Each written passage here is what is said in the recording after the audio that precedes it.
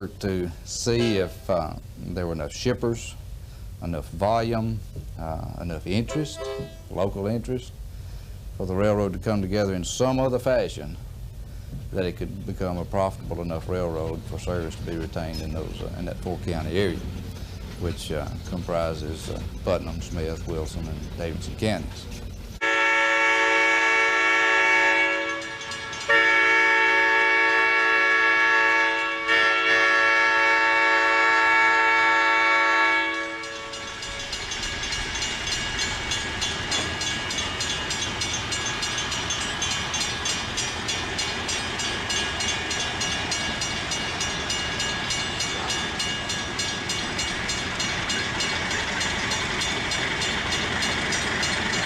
Run smoothly until 1986, when the railroad's future was suddenly cast in doubt. The newly streamlined Chassis System Railroad, or CSX, which had acquired L&N, decided that it had no use for the marginal traffic of the old Lebanon. It's what's known as a short line railroad, the longest of the dozen or so short lines serving Tennessee towns, off the beaten path of the larger rail systems.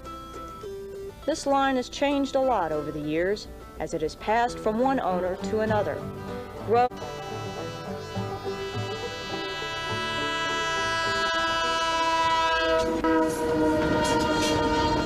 The trains that pull out from here every week are typically 50 cars long, carrying 5,000 tons or 10 million pounds of rock in a single trip. That's the equivalent of 250 trucks. Just like anybody that buys second-hand equipment, you expect to do some work on them and give them a little TLC in order to keep them going. We've done a lot of work on the locomotives, and one of the things that we're concerned about is it doesn't make them run any better, but we'd like to get them painted with our logo and look a little more impressive going up and down the track. Once again, it doesn't make them run any better, but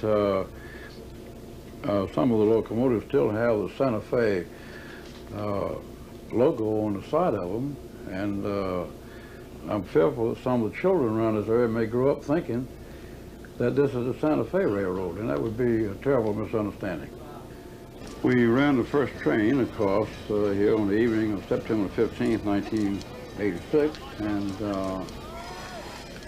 I could say that we got to Copeland.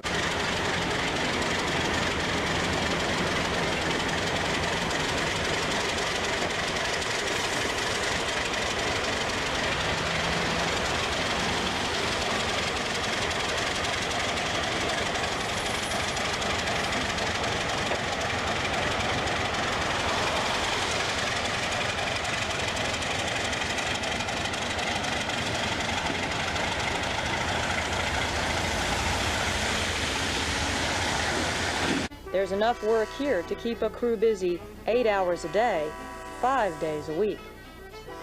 Carry our cars back Stones River for interchange with CSX at Nashville. Primarily the raw materials, and we also carry out the finished products which they make.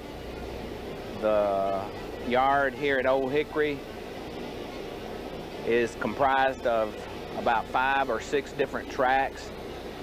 DuPont is one of the line's biggest customers, but Nashville and Eastern service is not limited to big accounts like this. But even as the freight business prospers, railroad managers look ahead to the possibilities of developing passenger service. It's being willing to do more for the customer. Nashville and Eastern. And the trains continue to roll.